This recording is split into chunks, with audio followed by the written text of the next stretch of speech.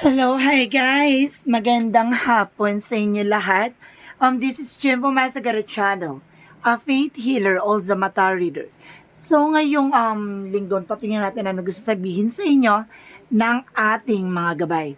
This is weekly gabay for the month of September 9 hanggang September 15 for the sign of Scorpio. So Scorpio, welcome to my channel. Ano kayang messages, advices, kaganapan sa buhay ng mga Scorpio ang ating masasagap for today's video? Kanino naman kayang energy or kaganapan sa buhay mo ang ating mahagilap? So guys, this reading is a journey reading lamang, hindi lahat makaka-resonate. Kunin lamang po ang makaka-relate sa inyo and comment down below kung kaninong energy ang ating nasagap. So guys, umpisahan na natin ang totoong laban. At para malaman natin at mahimay natin ang gustong sabihin sa atin ng Spirit Guides. Don't forget to like and subscribe my channel and hit notification bell for more videos update. Sa mga hindi pa po nakakapag-subscribe sa aking channel, please click nyo na po ang subscribe button dyan sa baba for all bell para updated kayo sa mga videos na i-upload natin every time and every moment. So guys, kumapit-kapit ka dahil ito na mensahe sa'yo ng ating mga gabay. Angels messages. And of course, sinasabi dito with the Chariot card, there's a taking actions. May moving on. And of course, Knight of Wands, final push. Napakalapit mo na sa success dito. And of course, there's a Hermit card. May mga bagay na maglilinaw sa iyo. There's a soul searching, soul enlightenment. Kumbaga magkakaroon ka ng clarity. Additional messages. Then there's a Ten of Swords. There's a backstabbing. Okay, thank you, Angel Spirit. Thank you. Sinasabi sa'yo dito na mayroon daw gumagawa sa'yo ng black magic and ball with the Hermit card and the Ten of Swords. Kumbaga, tinitira ka nito sa likod. No? Kumbaga, ginagawa ka nito sa likod para manakitang katawan mo at humihinay na ang baga mo. So, what is additional messages? There is the Wheel of Fortune. Meron ditong bless and of course, good luck. And of course, there is a destiny. And of course, there is a Six of Swords. Transition. Taray, may paggalaw ng baso. Humikot ang kapalaran. At ang kapalaran ay duugnay sa'yo. No?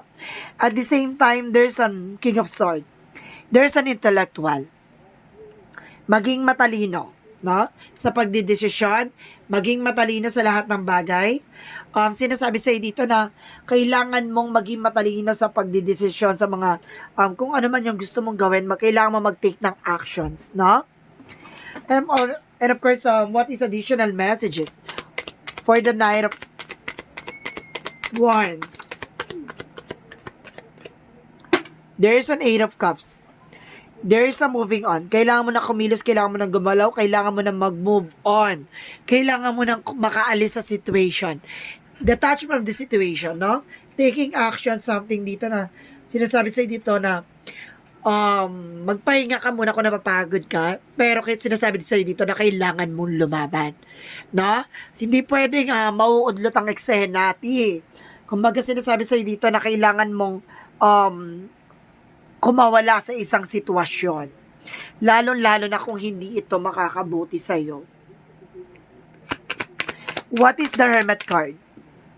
Okay, there's an Ace of Pentacles. Taray, big money coming in. May malaking pera na nakalaan at nakatadhanang ipagkaloob sa'yo. See, there is a Ten of Swords and the Six of Cups. It's either an ex, or ex ng jowa mo, or ex mo, or there's a friend or kapitbahay na gumagawa sa'yo. What is the Wheel of Fortune? Gumagawa ng black magic, ha? And of course, there's a Four of Pentacles. Protect your power, protect your energy. No? Mag-budget. At the same time, there's a Seven of Wands. You're being protected, no? Kumbaga, wala siyang magagawa pagdating sa finances sa'yo. Dahil you are being protected. And of course, there's a Temperance. There's a perfect timing. This is your time to make a decision. So, kailangan mo ng kumilos, kailangan mo ng gumalaw. Hindi pwedeng paudlot-udlot.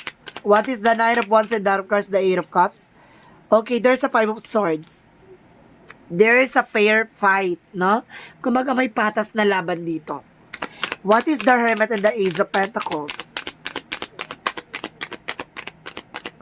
What is the Hermit and the Ace of Pentacles? There's a Seven of Pentacles. There's a harvest time. Pasabog. May harvest time. And of course, what is the Ten of Swords? And of course, the Six of Cups. And of course, sinasabi dito, there's a Seven of Swords. May kumukuha daw na information sa'yo, T. Meron ditong lumalapit sa'yo or kumukuha na information, nag-i-stalk social media. Kumbaga, binabackstab ka nito, T. No? Kumbaga, nagsisinungaling to behind your back, ganun. Kumbaga, may ano dito, may pagsisinungaling. And of course, there's a King of Cups. There's a devoted and supportive person. Itong person mo ay talagang mahal na mahal ka. No? Maging sino ka man. What is the Six of Swords and of course the Seven of Wands? Okay. There's a Five of Cups. Huwag mo sayangin yung opportunities, ha? Or sinasabi sa'yo dito na mukhang may nanghihinayang na kumbaga sinayang yung tiwala mo. And of course, para naka-move on ka na. No? So, let's see what is additional messages pa. Bago tayo mag-overall, himay-himayin pa natin. What is the Chariot card, the King of Swords, the Temperance. There's a white naman. Wow! There's a divinity. White divinity. Sinasabi dito na, kumaga pure positivity. Ginagabayan ka ng ating angel spirit guides. What is the Nine of Wands, the Eight of Cups? Five of Swords. There is a Queen of Pentacles, being practicality. Kailangan maging practical. And of course, there's a manifestation. May mga pangarap ka, may mga gusto kang gawin na matutupad mo na. Malapit na! What is the Ten of Swords, the Six of Cups, and the Seven of Swords? There is a Nine of Pentacles, blossoming abundance. Ay, tinaiinggit to sa'yo. No, kasi namamayagpag ka na ngayon. Ay, at talagang inggitera to. I sense something, kapitbahay mo talaga to. Or friends. No? Or relatives. And of course, there's an Ace of Cups. There's a devoted, supportive person. And of course, new beginning, new love life.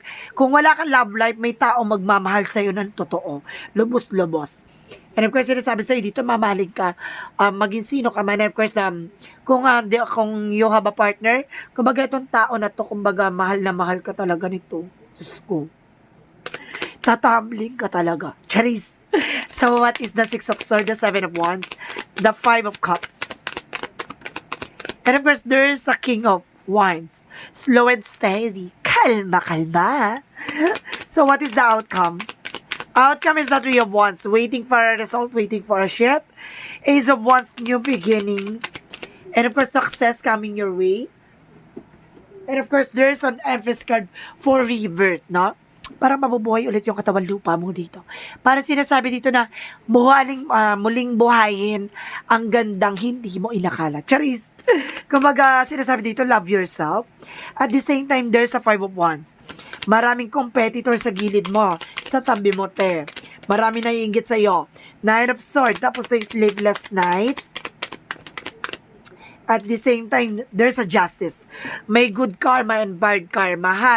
Kumbaga, yung mga taong gumawa sa iyo ng hindi magaganda, babalikan sila ng karma. So, what is the Love Oracle cards? Parang sinasabi dito, karma is waving. Waving, waving. What is the Love Oracle card?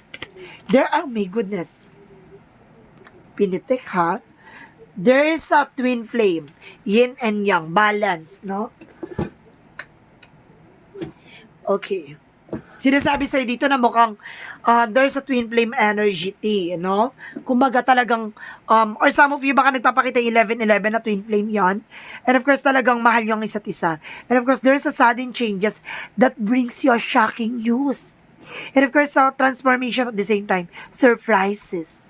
And of course, new face. Phoenix. Wow, Scorpio is a Phoenix. Kumbaga, transformation ng, evolution ng Scorpio is Phoenix, no? Rising from the ashes. Pasabog. So, what is the energy? What is this energy? Para sinasabi dito, sa muling paglipad, muli mamamayagpag ang pakpak, 'di ba? Ng isang dalubhasa. Charis, over sa dalubhasa. And door to spirit.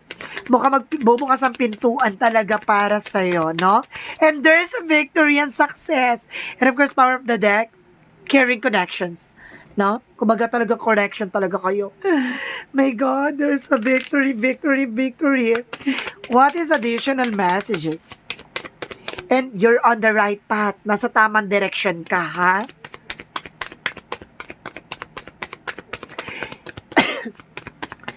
Mukhang sinasabi dito, Scorpio, ang pasabog ng eksena mo ay parating na.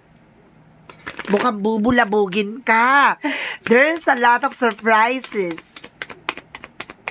Diba? At the same time, there's a guilt. Marami nagagalit eh. Maraming galit sa'yo, maraming naiinggit. Nilamon na ng galit. And of course, sinasabi sa'yo dito, there's a failure. No? Kumbaga, some of them nagkakaroon ng failure. Or, kumbaga, or some of you, yung failure na nangyari sa buhay mo, kumbaga, it's a part of your journey na yung mistake na yan, it's an opportunity to learn. No? To learn, matutunan yung mga bagay-bagay. What is the Monsology? Oh, okay. You and your loved ones are safe. Take time to breathe out, no? Kumbaga, kailangan mong huminga. And of course, your hard work is paying off. At the same time, confident is your key to success. Napakalapit mo na sa success, T. No? Para sinasabi sa'yo dito na, ikalma mo. No? Magpapatuloy ang mga panibagong chapter ng buhay mo. And there's a faith, no? For some of you, mukhang sinubok na rin yung tiwala mo, no? And of course, sinasabi dito, there's a guilt. Double clarification, there's a guilt, ha? May taong galit na galit sa'yo. No? There's a recovery, makaka-recover ka na raw.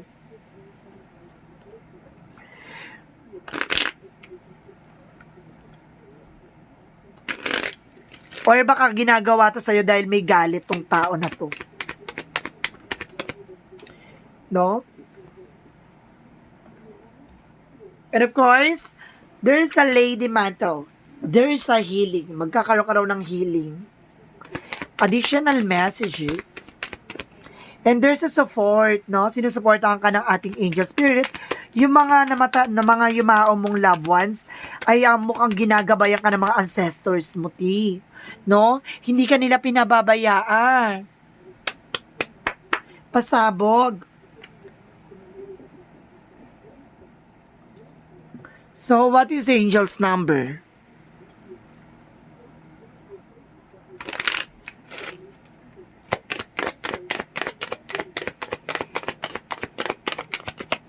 There's a 29. I am insightful. You are highly intuitive and creative, your mind. Things in the pictures and the you seems that to draw informations and ideas from out of the sky and powerful drive to know the oneness of that all things. Ibig sabihin dito, may mga bagay na nakikita ka, no? Kumbaga may mga bagay na na-recognize ka nang hindi nakikita ng iba. Kayang-kaya mo makiramdam, kayang-kaya mo makita yung mga bagay or situation, no? Parang there's a visions or intuitions. What is the messages of life?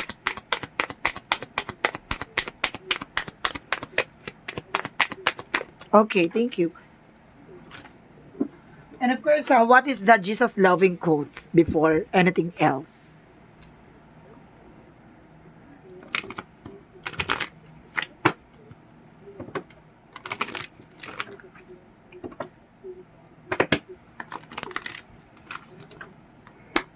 What is the Jesus loving quotes?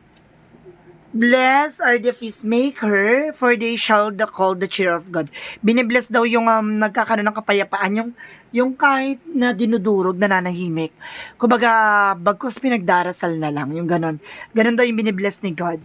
At the same time, there's an appreciations. So let's see.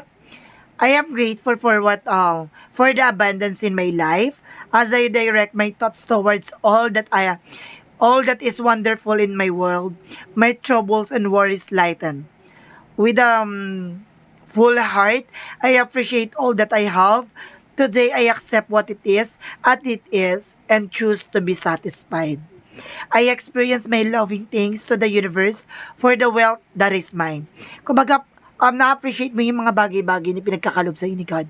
Kumbaga, may mga bagay na meron kang nararanasan ngayon. Kumbaga, parang ina-acknowledge mo it's an opportunity to learn. Or, kumbaga, it's an opportunity na mararanasan mo sa journey mo. No, kumbaga sinasabi sa'yo dito na ang dami mong pinagdaanan pero hindi ka pa rin sumusuko at handa ka pa rin lumaban. Handa sa pagbabago, no? Kumbaga makakamtan mo yung pagbabago at mararamdaman mo ang kaligayahan, no? Na inaasam-asam mo. Sinasabi sa dito, T, na kinukongratulate na kita kasi kumbaga nasa tamang direksyon ka at siksik-liglig nag-uumapaw na biyaya ang ipagkakaloob sa'yo. Hindi lang siya basta-basta kasi there's a sudden shocking news at transformations and there's a victory that brings you into success. So, congratulations na kita na may magandang bukas na nakalaan sa'yo. Handa ka dapat lumaban at kailangan mo lang malisin yung mga taong gumagawa ng hindi maganda against sa'yo. Kailangan mo lang proteksyonin yung sarili mo at kailangan mo lang pangalagaan at mahalin sa sarili mo. And of course, this is weekly gabay for the month of September 9 hanggang September 15 for the sign of Scorpio. This is a journey din lamang, hindi lahat makaka-resonate. Kunin lamang po makaka-relate sa inyo and comment down below kung kaninong energy ang ating nasagap. And of course, guys, don't forget to like and subscribe my channel and hit notification bell for more videos update. And of course, sa mga nakarelate, and of course, kumbaga, gusto nyong malaman pa yung mga message sa inyo, please comment down below your full name, birthday, and of course yung location nyo para masagap kayo sa mga susunod na reading. Maraming salamat sa inyo and see you in the next video. Bye-bye and babush!